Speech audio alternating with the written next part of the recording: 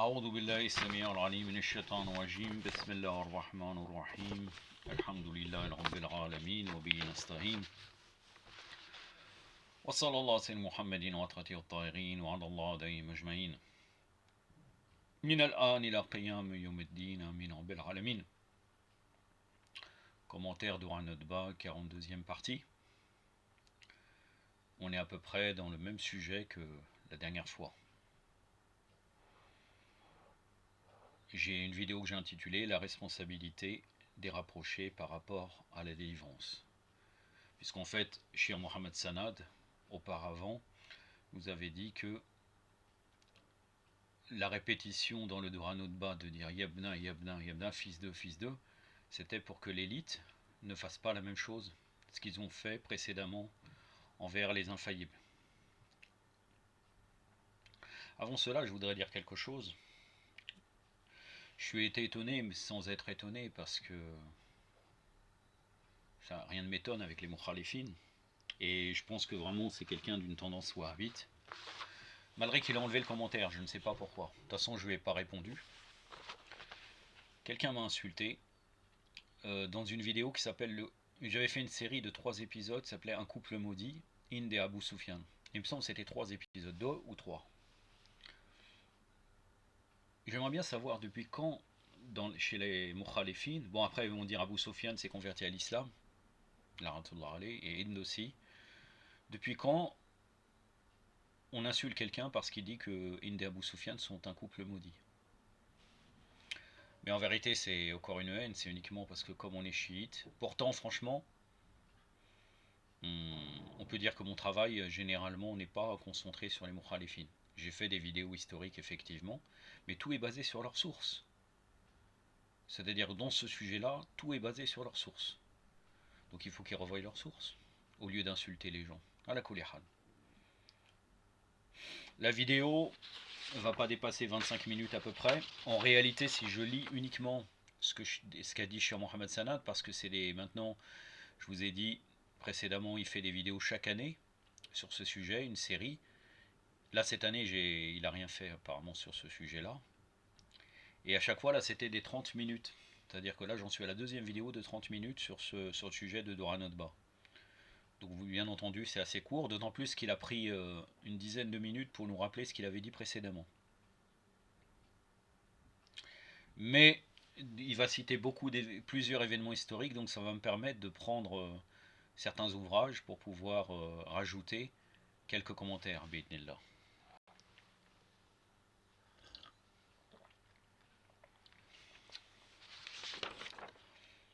Je commence donc. De par les manquements et actes des peuples précédents,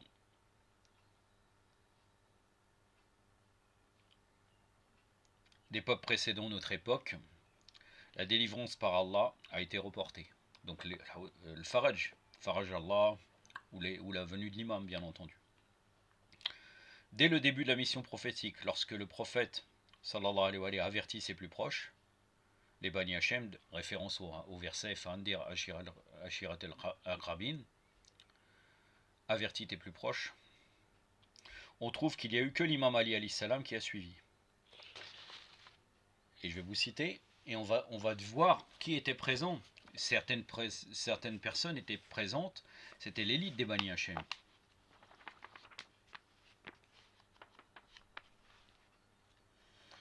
J'ai pris là les nuits de Peshawar, traduit par Bostani, le volume 1. Selon les sources,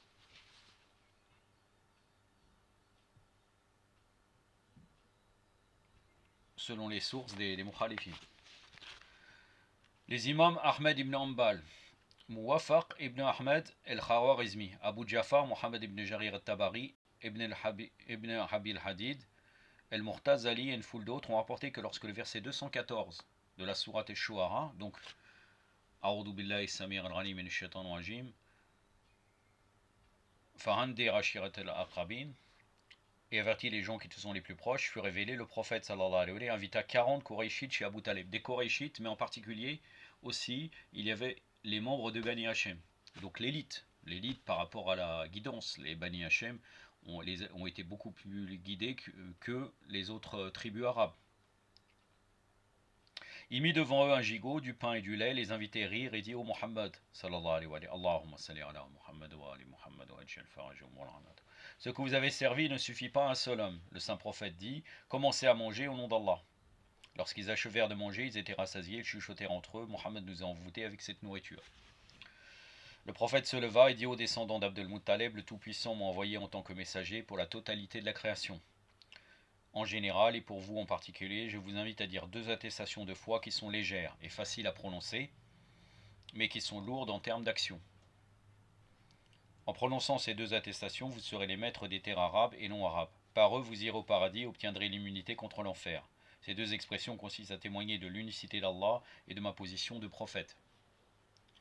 Celui qui répond le premier à mon appel et m'aide dans ma mission est mon frère, mon assistant, mon héritier et mon successeur.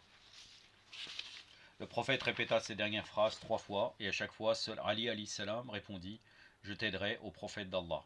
Le saint prophète déclara alors: Ali est mon frère, mon successeur et votre calife. Donc que dit Cheikh Mohammed Sanad sur ce sujet? Donc l'imam Ali a suivi exactement ce qu'a voulu le prophète sallallahu alayhi wa sallam. Il s'est levé.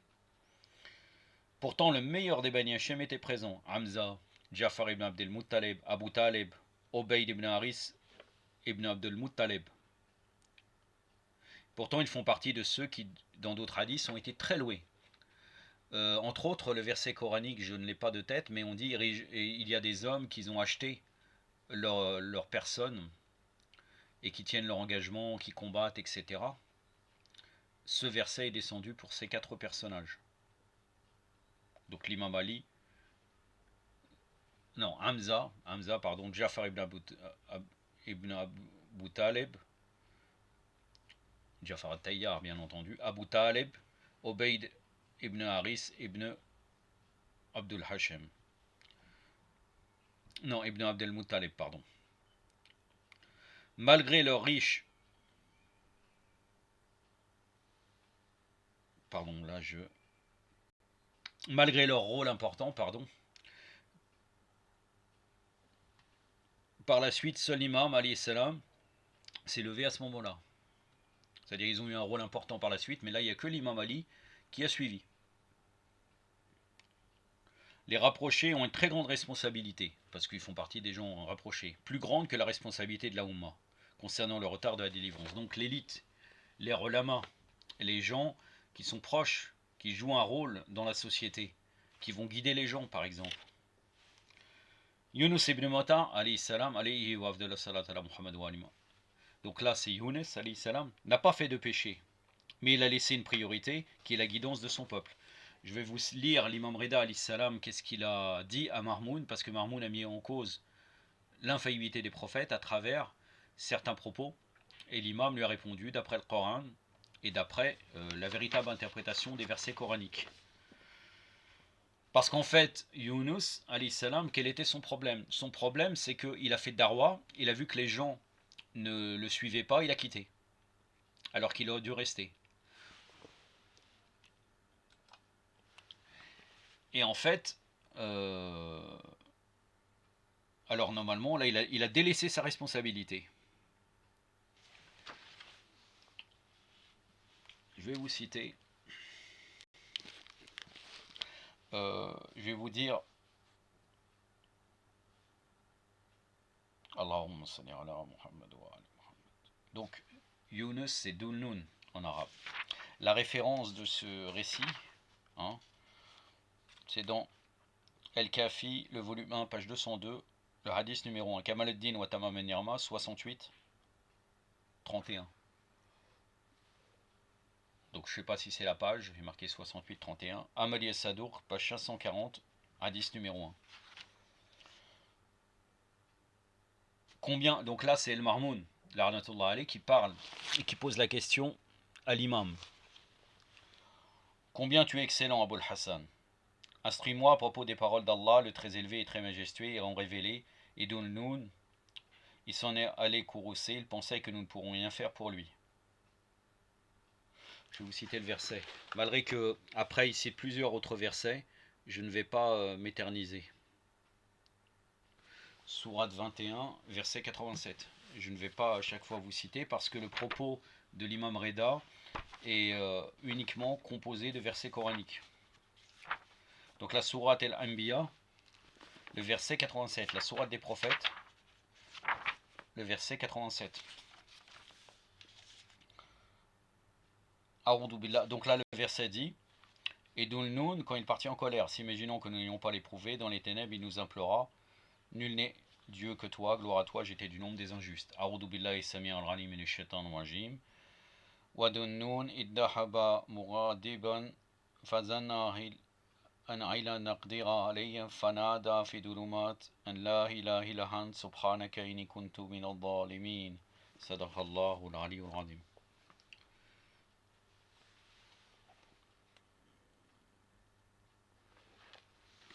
Donc, et Dun-Nun, il s'en allait courroucer, il pensait que nous ne pourrons rien faire pour lui. Donc c'est la question de Marmoun pour pouvoir faire douter sur l'infaillibilité des prophètes.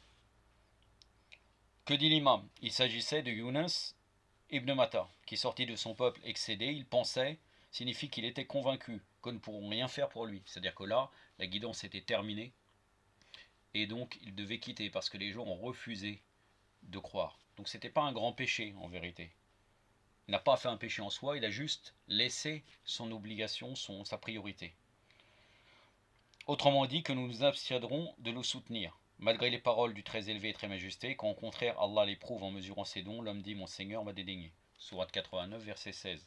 Mais il nous implora dans les ténèbres. Sourate 21, verset 87. Autrement dit, dans les ténèbres de la mer et celles du ventre de la baleine, en vérité il n'y a de Dieu que toi. Gloire à toi, oui j'étais du nombre des injustes. Donc toujours à la sourate 21, verset 87. Quand à mon séjour d'adoration pour lequel tu m'avais donné du temps libre dans le ventre de la baleine, alors Allah lui répondit, et c'est-à-dire là il remercie Allah. Il invoque Allah, il dit qu'il a été du nombre des injustes après son séjour d'adoration dans la baleine, ou lors de ce séjour. Allah lui répondit, s'il n'avait pas été du nombre de ceux qui célèbrent l'ange d'Allah, il serait resté dans le ventre du poisson jusqu'au jour de la résurrection. Là, en vérité, cette chose-là, il a demandé pardon en disant Subhanaka inni kuntu min al-zalimin, en demandant shafara envers les Al-Kisa, Muhammad, Ali, Fatima, wal Hassan et wal Hussein alayhim salam. C'est la sourate 37, versets 143 à 144.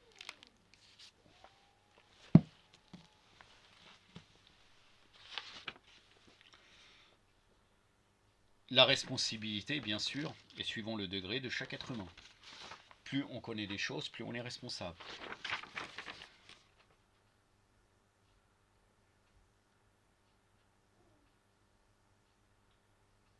Quelqu'un qui se dirait moi je ne fais pas des grands péchés, je ne suis pas pervers, alors qu'il aurait pu guider, il a une responsabilité envers la Ummah, c'est pas suffisant. Plus notre rôle et notre responsabilité est grande, plus notre science et nos actions doivent être grandes. Des exemples, il y en a des tas. Regardez la bataille d'Hunayn. Allah subhanahu wa ta'ala dans Surat Yasin dit sur les Quraysh que la plupart ne croient pas. Surat Yasin, versets 6 à 7. Donc c'est la sourate 36 du Coran actuel. Bon, pour que tu avertisses un peuple dont les pères n'ont pas été directement avertis et qui sont insouciants, la parole contre la plupart d'entre eux s'est justifiée, ils ne croiront pas. A'udhu billahi samir al-ghalim minash shaitanir rajim litudira qawman ma undira abahum fahum ghafilun laqad haqqa al-qawla ala aksarihim fahum la yu'minun. Sadaqallahu al-aliyyul azim. La plupart ne croient pas.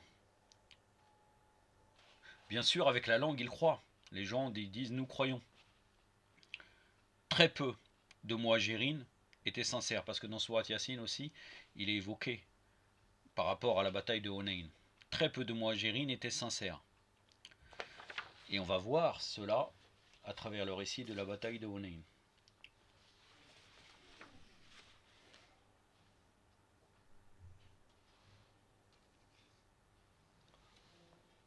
Ça, c'est une source des Mukhalifin. Selon Emta el-Asma, le prophète sallallahu alayhi wa sallam arrive à Hunayn le mardi soir.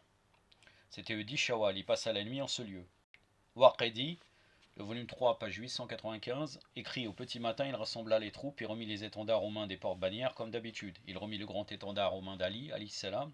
Il monta ensuite son cheval blanc, qui s'appelait Doldol, et se vêtit de 2 armures et remit son aume sur la tête. De ce côté, Malik avait dissimulé ses troupes dans la vallée de Hunayn. Durant la veille, ils avaient préparé au combat. Ces régiments prirent position dans la vallée même de Hunayn, lorsqu'à l'aube, pendant que tout était encore noir. Entre-temps, les troupes du prophète, ignorant ce fait, entrèrent dans cette vallée. Soudain, les soldats de Malik sortirent de leur cachette et attaquèrent les musulmans surpris. Ils se mirent à leur lancer des flèches d'une manière incessante. L'armée islamique, qui avait été surprise par cette attaque imprévue, ne put préserver son équilibre et sa constance. Ils ont tous pris la fuite en très grande majorité. Tout d'abord, les Bani Sonayn, sous le commandement de Khalid ibn Walid, prirent la fuite. Après eux vint le tour des Mécois, tout nouvellement devenus musulmans, et ensuite tous les autres musulmans. Tous. Bien sûr tous, l'exception ne confirme pas la règle. L'auteur de Sobol al-Roda, le volume 5, page 473, écrit: Certains se sauvèrent jusqu'à la Mecque. Vous vous rendez compte? Sans s'arrêter, informèrent les gens de la conséquence de la guerre et de l'attaque surprise contre eux. Il y a une discussion sur Hunayn, où elle se trouve, en tout cas elle est à l'est, théoriquement, de la Mecque. Concrètement,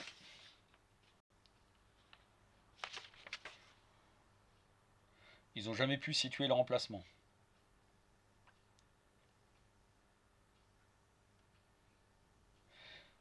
Il y a des gens qui disent qu'elle est à 70 ou 90 km. Ça reste énorme par rapport à l'époque. Et là, ils se sont sauvés jusqu'à la Mecque. Allahu Akbar. Donc la plupart ne croient pas, bien entendu.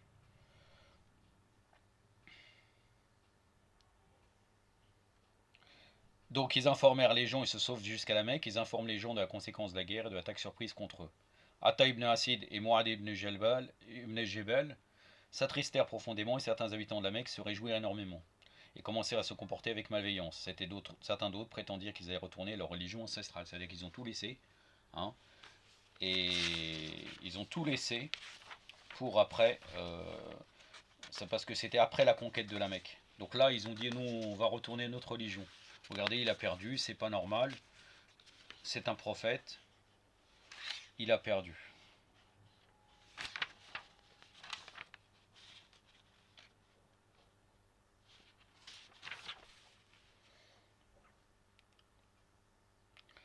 Ibn Abi Shayba, dans Al-Musannaf, le volume 8, page 553, écrit: excepté pour 4 musulmans. Vous vous rendez compte?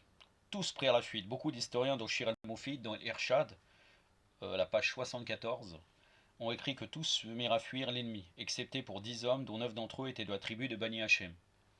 Et le 10e étant Ayman ibn Umayman, qui fut tué. Malek ibn Ubada Raferi a écrit ce poème, qui dit: dans la bataille de Hunayn, personne à part les Bani Hachem ne resta pour défendre le prophète. Tous sauf pour un groupe de 9 hommes. Tous fuirent et eux leur criaient: mais où allez-vous donc?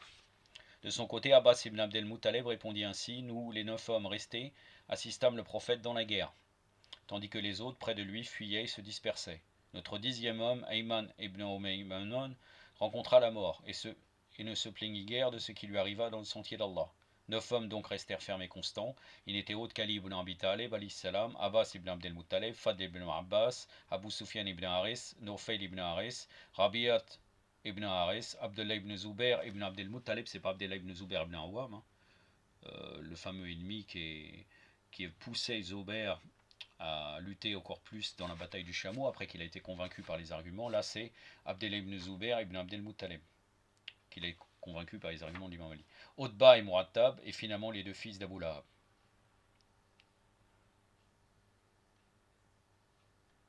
Après, il y avait même de la moquerie. Abu Sufyan, il a sorti un bâton, des bâtons spéciaux dans la coche de sa selle, et qui a été utilisé pour les jeux de hasard. Il dit que là, ces fuyards iront jusqu'à la mer. Et ça montre encore une fois là que Abu Sufyan n'était pas musulman, parce que ça, c'est après la conquête de la Mecque. Donc quand je parle du couple maudit et qu'on m'insulte, c'est totalement aberrant. À la colère. Parce que ces bâtons, ils étaient utilisés par les jeux de hasard alors que c'était interdit. Là, c'est après la conquête de la Mecque qu'il est censé s'être converti à l'islam.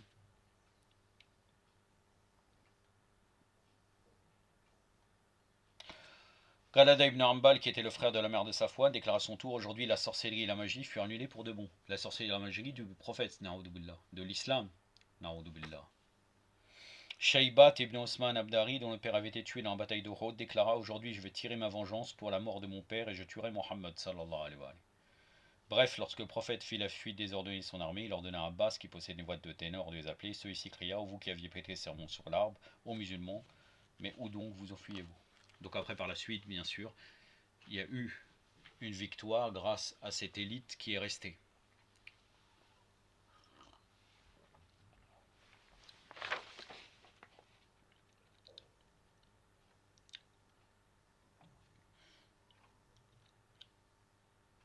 On peut citer un autre exemple, la calamité du jeudi. La calamité du jeudi, où là encore une fois, il y a un doute clair envers ce qu'a dit le prophète sallallahu alayhi wa sallam.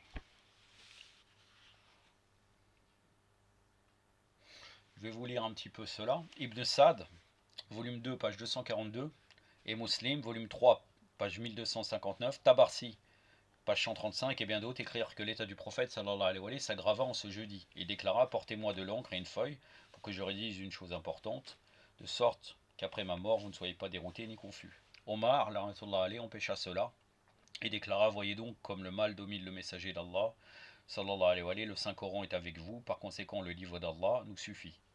Khafawi dans Nasimo Riyad, page 278, le récit 4. Écrit Omar déclarant: en vérité le prophète divague. Shir al-Mufid, page 98, et Tabarsi, page 135, et d'autres écrivent: Omar a dit à celui qui voulait apporter de l'encre et une feuille: mais reviens donc, il divague. Selon Ibn Sa'd, volume 2, page 242, les gens qui se trouvaient auprès du prophète se mirent à objecter les uns contre les autres. Un groupe disait: apportez de l'encre et une feuille. Tandis qu'un autre groupe disait: ce que dit Omar nous suffit. Donc une grande division. Et ces gens-là étaient l'élite, ils étaient présents à côté, au chevet du prophète. Qu'ils soient des hypocrites ou pas, ils étaient des gens qui faisaient partie de l'élite, qui ont joué un rôle par la suite. Puisque je rappelle quand même que lors de Saqifa Bani Saïda, en réalité ils étaient une dizaine. Ils ont décidé pour la Oumma. Les gens qui étaient présents lors de la calamité du jeudi faisaient partie de l'élite. Ça rejoint ce que dit Shir Mohammed Sanad.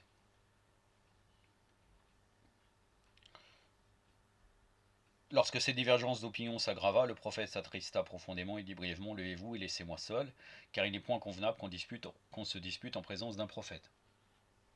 Shir al-Mufid, page 98, Ibn Sa'd, volume 2, page 242, et Tabarsi, page 135, écrivent: alors ceux qui se trouvaient chez le prophète, sallallahu alayhi wa sallam, regrettèrent leurs actes et se reprochèrent, et lui dirent: voudrez-vous maintenant qu'on vous apporte une feuille et de l'encre? Le prophète répondit: après toutes ces choses que vous avez proférées, que non, mais je vous recommande à la bienveillance envers ma famille. Il détourna alors son regard d'eux, et tous se levèrent et partirent, excepté pour les proches parents du prophète. Et c'est pour ça, là encore, l'origine de la calamité du jeudi, selon ce que dit Muslim, donc Sahih Muslim, selon Ibn Khalifin, le volume 3, page 1259. Après ce jour, Ibn Abbas répétait sans cesse, avec des yeux en pleurs: ce jeudi-là fut un maudit jeudi. Tout notre malheur commença lorsque les gens, avec toute la rumeur qu'ils firent, empêchèrent le prophète de rédiger ce qu'il voulait. En effet, ce fut la plus grande discourtoisie et la plus grande impolitesse qu'on pouvait exprimer en la présence sanctifiée et sanctissime du dernier prophète, sallallahu alayhi wa sallam. Shir al-Mufid écrit, page 99, il appela ensuite Ali alayhi salam, il sortit sa bague et la lui remit en ordonnant: mets-le à ton doigt. Donc c'est l'héritage, un héritage spirituel. Il donna aussi son épée, son armure, toutes ses armes militaires et aussi un mouchoir qui nouait toujours autour de sa taille à Ali alayhi salam. Voilà, il y en a des tas comme ça. Après tout ce qui se passe, tout ce qui s'est passé, comment le succès pour la Ummah pouvait venir? Ibn Muljim, l'assassin de l'imam Ali, au début, n'était pas comme à la fin. Bien sûr, il avait plusieurs maladies spirituelles. Une de ces maladies, c'est qu'il était trop passionné, il aimait trop suivre ses passions. Il devait choisir entre l'imam Ali alayhi salam et ses passions. Entre autres, il aimait beaucoup les femmes, zina, etc. Iblis aussi. Iblis, l'imam Ali alayhi salam, il a qualifié de mujtahid, c'est-à-dire quelqu'un qui fait des grands efforts dans l'adoration. Iblis, selon la hadith de Al-Bayt, alayhi salam,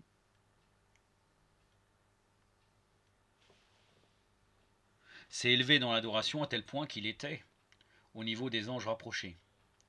Iblis, l'arnatullah alayhi, shaitan, dans les paroles d'Al Bayt, alayhi salam, est une grande leçon pour nous. Mais il s'adorait lui-même. Il s'adorait tellement lui-même qu'il s'est opposé à Allah subhanahu wa ta'ala, à Al Bayt en vérité, en refusant la prosternation devant les lumières de Al Bayt alayhi salam. Puisque Adam représentait la lumière de Al Bayt alayhi salam. Après Hunayn, lors du partage du butin, ceux qui ont protesté, ils ont protesté après par la suite, ça a continué, ils ont protesté par rapport au butin. C'était la base des Khawarij. Le Coran aussi, on va citer un autre fait, le Coran concernant le traité d'Hudaybiya. Il a dit que c'était une victoire claire. La plupart se sont égarés. Ils n'ont même pas voulu, ils ont dit tu as trahi, tu nous avais dit de rentrer la Mecque cette année, alors qu'en fait ils y ont été l'année d'après. Ils se sont tous égarés. À tel point que quand il a voulu égorger pour faire un sacrifice expiatoire, personne n'a voulu. Avait Salama, radhiyallahu anha, elle a dit vas-y prophète, ne t'occupe pas et fais parce que bon, il a vu quand même, il s'est dit il y a vraiment un problème, pourquoi ils ne se font pas cela?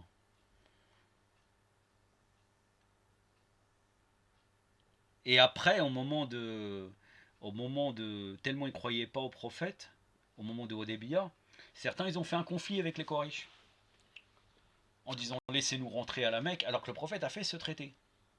Et il leur a dit Inch'Allah, vous irez à la Mecque. Est-ce qu'il leur avait dit cette année? Non. Comme il avait répondu à Omar quand il doutait. L'imam Ali, heureusement, il les a empêchés de continuer. Donc, une désobéissance totale. Et nous en sommes là. C'est tout ce qu'a dit Cheikh Mohamed Sanad. 26 minutes. Je vous avais dit 25 minutes. Je suis bien tombé. Inch'Allah, la prochaine fois, ça sera la jurisprudence de la secte Bakri. بسم الله الرحمن الرحيم اللهم كن لوليك الحجة ابن الحسن صلواتك عليه وعلى آبائه في هذه الساعة وفي كل ساعة وليا ورافدا وقائدا وناصرا ودليلا وعينا حتى تسكنه وعدك طوعا وتمتعه فيها طويل برحمتك يا رب العالمين سبحان ربي عزتي عما يصفون والسلام على المرسلين والحمد لله رب العالمين والسلام عليكم ورحمة الله